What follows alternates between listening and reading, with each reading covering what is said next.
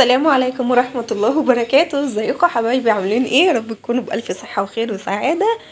رمضان كريم على الأمة الإسلامية يا رب العالمين. النهاردة بقى آخر أسبوع لكل ست بيت، خلاص لو هي نزلت النهاردة السوق فده آخر أسبوع لينا قبل رمضان. طبعا بنشتري حاجتنا كلها عشان نجهز حاجات كتيرة غير اللي جهزناه. الحمد لله رب العالمين، كل سنة وانتم طيبين يا رب. هنشوف مع بعض الأسعار. انا وريتكم هنا اول حاجه الكرنبايه دي عامله 15 جنيه. اه والله ب 15 جنيه. انا ما استغربت بصراحه. الخضره بجنيه، الحزمه بجنيه. الكابوتشا الاتنين ب15. هنا الطماطم الكيلو ب8، الخيار الكيلو ب20. الفلفل الالوان الكيلو ب40. طبعا انا يعني في حاجات بجيبها كيلوهات، الفلفل الالوان جايبه نص، وساعات بجيب ربع كمان. اللهم صل على النبي. الكوسه كانت ب20.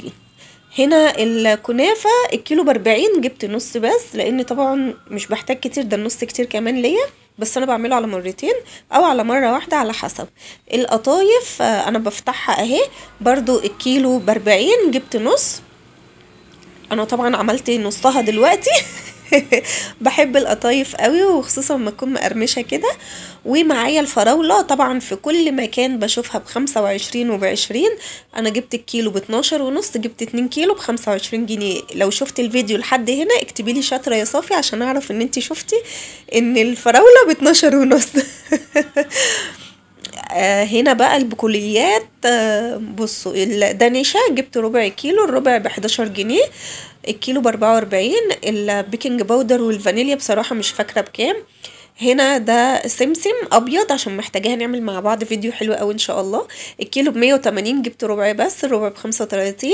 ده رز بسمتي هندي الكيلو ب80، جبت نص. ده عرق سوس هنعمله ان شاء الله مع بعض، اول مره في حياتي اجيبه بس عشان خاطر عيون ابو فريده طبعا. جبت ربع ب25. جبت الكركديه ب20 جنيه، جبت ب20 بس لان هو ب200 فبصراحه جبت ب20 بس لان انا بس اللي بشربه.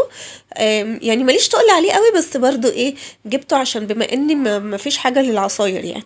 ده دوت اللهم صل على النبي. ده زعفران. الراجل قال لي، بقول له عايزه ب5 جنيه، قال لي لا ما فيش ب5، ده ب1000 جنيه الكيلو. قلت له طب بقول لك 10 جنيه ومش هزيد عن كده. راح قاعد يضحك وقال لي عينيا حاضر. انا عندي بس زودت يعني. وكيلو الدقيق ب27، ده دقيق زيرو. تمام. هنا طبق البيض ب155. هو قال لي الابيض ب150 والاحمر ب155. ده السمك الكيلو ب70 اهو.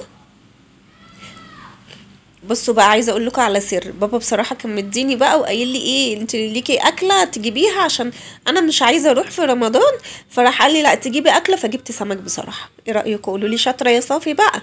اللي واصل معايا لحد هنا يكتب لي شاطره يا صافي. تمام.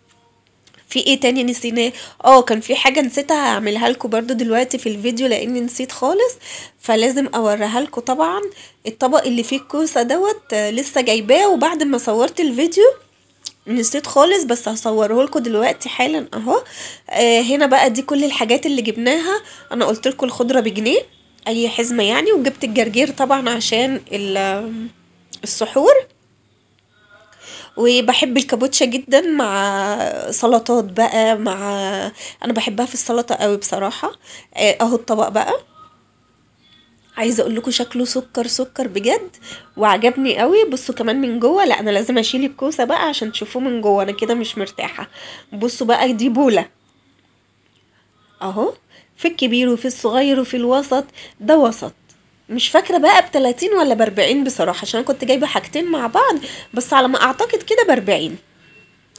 ودي بقى حاجات ابو فريده جابها، مكرونات، وجاب زيت وجاب سمنه، وجايب بصراحه حاجات تانية كتير، بس يعني ده بعد ما صورت افتكرت، فالحاجات دي اللي انا افتكرتها وصورتها. ده غير طبعا في زبيب وجوز الهند والسوداني اللي احنا عملناه مع بعض. انا بنسى بصراحه في حاجات كده بنسى اصورها. بس كده هي دي الحاجات اللي جبناها. كل سنه وانتم طيبين ورمضان كريم على الجميع، والسلام عليكم ورحمه الله وبركاته. دمتم في امان الله.